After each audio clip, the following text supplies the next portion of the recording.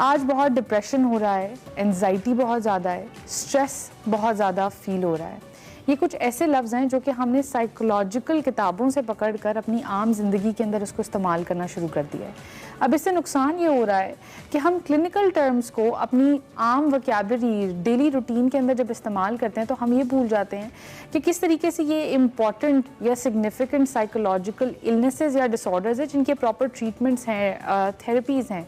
और हम इनको आम तौर पर इस तरह से इस्तेमाल करते हैं और हम ये नहीं जानते कि करेक्ट वोकैबुलरी इसकी क्या है। वकार साहब, मुझे ये बताइएगा, ये जो लफ्ज़ हमने जिस तरीके से इस्तेमाल करना शुरू कर दिए हैं, आपको ये नहीं लगता कि हमारी जो सादा ज़ुबान जिसके अंदर शायद हमें इमोशनल वोकैबुलरी सिखाई नहीं जाती है, वो एक बहुत बड़ी वजह है कि हमने ये लफ्ज़ बोरो कर लिए हैं साइकोलॉजिकल इलनेसेस की मैनुअल्स में से? मेरा ख्याल है कि ये हमने बोरो भी किए हैं तो अदब से शायद किए हैं। जो तख्लीकी लोग होते हैं ना, जो लिटरेचर के लोग होते हैं, इस तरह वो नावल लिखेंगे या कोई भी ऐसी चीज़ लिखेंगे तो वो मुख्तलिफ अलूम में से टर्म्स निकालते हैं, कुछ डिफरेंट होने के लिए, कुछ इस तरह करने के लिए। तो वो एक्चुअली जो साइकोलॉजी की बहुत सारी टर्म्स हैं वो लिटरेचर ने उठाई, और लिटरेचर के बाद एक ड्रामा में अगर एक हीरोइन कहती है कि मैं बहुत डिप्रेशन का शिकार हूँ, वो फिर एक आम हो जाती है ना इस तरह की चीज़, फेमस हो जाता है, फेमस हो जाती है, ट्रेंडिंग। हाँ, ट्रेंडिंग, वो ट्रेंडिंग बेसिकली बनाया तो लिटरेचर ने, और उसको इस तरह का इस्तेमाल करके, और जो डिप्रेशन है या कोई भी एंग्जाइटी है या स्ट्रेस है, इनके दरमियान में क्या फ़र्क है। अच्छा, पूरा आपको पता है कि इसका डायग्नोस्टिक का एक पूरा प्रोसीजर है। आप किसी को लेबल नहीं कर सकते, किसी को टैग नहीं कर सकते, आपको बहुत मोहतात होना पड़ता है, और बहुत थॉरली एक स्टडी करने के बाद तब जाके आप किसी, अगर एक साइकोलॉजिस्ट नतीजे पे पहुंचता है, तब जाके वो इस काबिल होता है कि उसको लेबल कर सके या टैग कर सके कि ये जो क्लाइंट है ये डिप्रेशन का शिकार है। तो ये इतना आसान काम नहीं है। इसके लिए मतलब सर्टन वीक्स हैं, सर्टन पीरियड होता है जिसके लिए वो परसिस्टेंटली, अगर उसका वो सारी अलामात एग्जिस्ट करती हैं, अगर एक हफ्ते के लिए करती हैं तो वो उसको डिप्रेशन नहीं करेगा। ठीक है। अब डिप्रेशन जो है, जो मेरी अपनी एक जो मुझे ज़्यादा अच्छी थॉट लगती है वो इस हवाले से है कि ये डिप्रेशन बजाते खुद एक डिफेंस मैकेनिज्म है, और डिफेंस मैकेनिज्म इस तरह है कि, और ऑफकोर्स वो डिफेंस मैकेनिज्म जो है वो एक मेल फंक्शन का शिकार हो जाता है, तो फिर हम उसको कहते हैं, यानी आप बहुत ज़्यादा कोई ऐसा स्टिमुलस है जो कि बहुत ज़्यादा आपको लिए तकलीफ दे है और वो मुसलसल है, तो ब्रेन अपने लिए एक डिफेंस मैकेनिज्म ऑर्गेनिक सतह पे, बायोलॉजिकल सतह पे एक डिफेंस मैकेनिज्म कर लेता है जिसमें आप नमनेस फील करते हैं, आप एम्प्टीनेस फील करते हैं। वो चाहता है कि बस एक दीवार कायम कर दी जाए। वो दीवार टूटती है तो वो ऑफकोर्स फिर साइकोलॉजिस्ट जो है वो बेहतर बताता है कि ये मेडिसिन से टूट सकती है या थेरेपी से टूट सकती है। थेरेपी बहुत बेहतर एक तरीक़ाकार है, लेकिन कहने का मतलब ये है कि ये एक साइकोलॉजिस्ट का काम है कि वो डिप्रेशन का जो लेबल लगाना है वो उसका काम है। ये कहना कि मैं आज थका हुआ था, या अब इसमें एक्चुअली जो थकावट वाली बात है इसमें भी बड़ा मसला है कि जो लेजीनेस है, ये जो सुस्ती है, उसको समटाइम हम डिप्रेशन के साथ कुछ उदासी को भी कर लेते हैं, और इन दोनों में बड़ा फर्क है। मिसाल के तौर पे ये जो डिप्रेशन है, ये बड़ी परसिस्टेंट किस्म की फीलिंग है, ऑफ सैडनेस, ऑफ डाउन होना, या एम्प्टीनेस फील करना, या होपलेस फील करना, ये बड़ी persistent for certain number of weeks तक ये चलता है, तो जाके आप डिप्रेशन। लेकिन अगर आप दूसरा कहें कि जो दूसरा आप हो सकता है पूरा दिन आप ऑफिस से थके हुए आए हैं, आप बहुत सुस्त फील कर रहे हैं, लेजी हैं, आप एक सोफे पे लेट गए हैं, उसके बाद आप सो गए हैं, लेकिन एक अच्छी नींद लेने के बाद दोबारा से आप जब सुबह उठेंगे तो होप भी अपनी जगह कायम है, उदासी भी खत्म हो गई है, आप एनर्जी भी फील कर रहे हैं। दूसरा एक और चीज़ भी होती है कि जो लेजी आदमी होता है, हो सकता है कि एक जॉब पे एक आदमी लेजी है, तो हो सकता है कि वो उसकी वर्क प्लेस ही ना हो, वो अपनी राइट प्लेस पे ना हो। एक बंदा जो है वो नेचर लवर है, और उसको अगर कोई ऐसी जॉब जो उसको नेचर से दूर करती है, तो वो उस हवाले से वो हो सकता है उसका बॉस ही बहुत ही बुरा इंसान हो, अच्छा इंसान ना हो उसकी नज़र में, उसका पूरा ऑफिस का एनवायरनमेंट उसके मुताबिक ना हो, हज़ार चीज़ हो सकती है, उसका घर में कोई इश्यूज चल रहे हो, कोई पर्सनल रिलेशनशिप हो जिसकी वजह से वो वहाँ पे भी सुस्त हो, तो ये तो बहुत सारी चीज़ें हो सकती हैं। बट लेजीनेस और डिप्रेशन, इन दरमियान ऑफकोर्स बहुत ज़्यादा फ़र्क है। डिप्रेशन को तो इवन आप जब MRI वगैरह FMRI करते हैं तो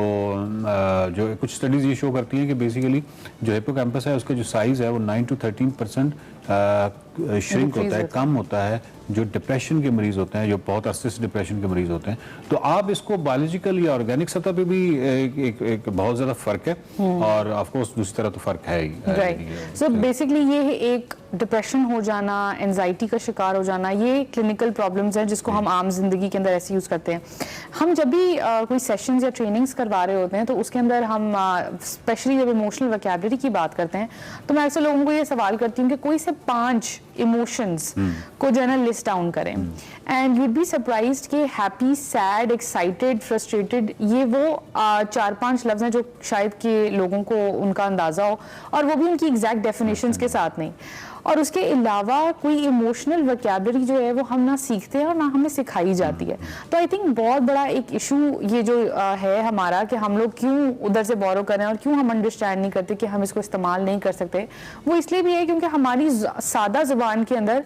और कोई अल्फाज है नहीं जो हम इस्तेमाल करते हों, जो हमारी प्रैक्टिस के अंदर हो। तो आपको क्या लगता है कि आपने क्योंकि शुरू किया लिटरेचर से, तो literature, movies, the internet itself, ये कैसे हमें हेल्प कर सकता है in increasing the correct vocabulary? जैसे फॉर एग्जांपल डिप्रेशन को अगर मैं आज उदास फील कर रही हूँ या लो या डाउन फील करती हूँ तो these are the correct words, low, down, sad. अगर आप एंशियस या एनजाइटी का लफ्ज़ यूज़ करना चाहते हैं उससे बेहतर है कि हम ये यूज़ करें कि मैं रेस्टलेस फील कर रहा हूँ, बेचैन फील कर रहा हूँ।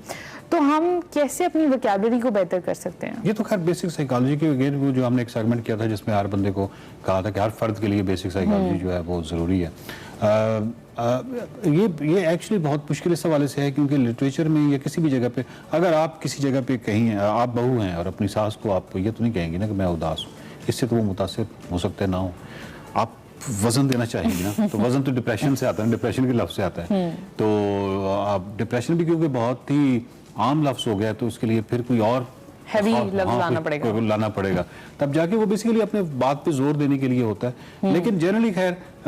मालूम ज़रूर होना चाहिए। अब जिस तरह भी आपने शुरू में कहा था कि वो जो मुख्तलिफ स्टेट्स हैं इमोशंस की, तो वो बहुत कम लोग इस तरह वाकिफ होते हैं। यकीन कीजिए बहुत कम लोग, इसलिए कहते हैं कि बेसिक साइकोलॉजी इसलिए ज़रूरी है। मसलन हैप्पीनेस, नोबडी नोज़ कि हैप्पीनेस क्या है। वो एक्साइटमेंट के साथ, एक्साइटेड एक स्टेट के साथ उसको कर लेते हैं। मसलन अगर हमारा कोई जो टूरिस्ट हैं वो जो जाते हैं नारायण का गांव या किसी और जगह, तो वहाँ पे हुल्लड़बाजी, शोर शराबा और भूपू बजाना, और वो इसको हैप्पीनेस समझते हैं। हालांकि ये एक एक्साइटमेंट की और ओवर एक्साइटेड होने की स्टेट है जो कि कोई अच्छी स्टेट नहीं है। कोई भी स्टेट अच्छी स्टेट नहीं है जिसमें आपकी जो हार्ट बीट मुतासर हो, यानी ऊपर नीचे हो, या आपकी सांस की रफ्तार ऊपर नीचे हो, या आपको स्वेटिंग हो, या कोई भी ऐसी चीज़ जो है जो आपको नॉर्मेलिटी से अगर पेंडुलम आप फर्ज करें तो जो नॉर्मेलिटी से आपको इधर ले जाए या इधर ले जाए, यानी अगर आप ग्रीफ की स्टेट में या बहुत ड्रंक की स्टेट में, तब भी ऑफ कोर्स ये जो वेरिएबल्स हैं ऊपर नीचे होंगे तो इस साइड पे होंगे, और अगर आप ओवर एक्साइटेड हैं तो इस साइड पे होंगे। हैप्पीनेस तो बिल्कुल इस तरह की एक स्टेट है जो कि इक्विलिब्रियम है, बैलेंस है, जो कि आप एक पहाड़ के सामने बैठे हुए हैं और फिर 1 घंटा बैठे हुए हैं और बड़े सुकून से बैठे हुए हैं। यानी एक हैप्पीनेस वो स्टेट है जिसके लिए इंसान ने मेडिटेशन ईजाद की कि मेडिटेशन के थ्रू वो मेडिटेशन क्या है कि आपने कोई ख्याल नहीं आने देना, सो दैट कि आप उसमें उस सुकून आवर कैफियत में चले जाएं। तो वो आपको वाली बात बिल्कुल कि डिप्रेशन और ये तमाम चीज़ें भी अपनी जगह पे, आप जिस तरह बेसिक इमोशंस, जिस तरह हैप्पीनेस है, तो आप हैप्पीनेस को रिकॉग्नाइज करेंगे तो आप हैप्पीनेस की कोई अचीव करने की कोशिश करेंगे, वरना आप ये समझेंगे कि शायद तो हुल्लड़बाजी या हाहू करना जो है, तो आपको ये मालूम नहीं है कि हुल्लड़बाजी या हाहू करना जो है, जब आप ओवर एक्साइटेड होते हैं तो फिर ब्रेन की ऐसा मैकेनिज्म है, ऐसा न्यूरोट्रांसमीटर्स का प्रॉब्लम है, क्योंकि मूड रेगुलेशन जो है वो चाहता है ब्रेन, तो वो मूड रेगुलेशन के लिए आपके कुछ न्यूरोट्रांसमीटर्स को इस तरह ब्लॉक करता है कि आप फिर इस स्टेट से इस स्टेट पे चले जाते हैं, जिसको दादियां कहती है ना कि बच्चे को ज्यादा हंसाओ नहीं, ये रोना शुरू कर देगा। तो क्योंकि वो उस स्टेट में आप चले जाते हैं, वो एकदम ब्लॉक कर देता है। तो ये इसलिए स्टेट को इतनी अच्छी नहीं है ओवर एक्साइटमेंट। तो हैप्पीनेस को रिकॉग्नाइज करना, डिप्रेशन को, ये तमाम बेसिक जो चीज़ें हैं बेसिक साइकोलॉजी पढ़ने से ही आएंगी। ट्रू।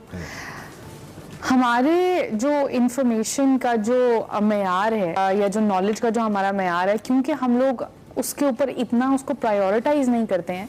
तो हमारे लिए बहुत मुश्किल हो जाता है कि हम उन चीज़ों को कैटेगराइज कर सकें, डेफिनेशंस के करेक्ट मीनिंग्स देख सकें।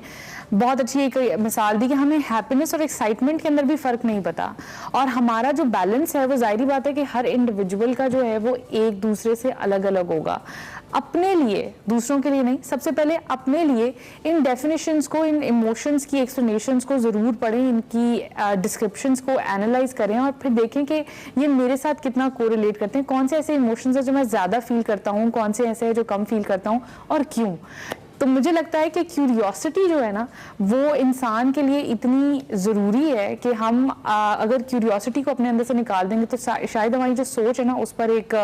ब्लॉकेज सा लग जाएगा। Thank you very much for watching. देखते रहिए माइंड मैटर्स।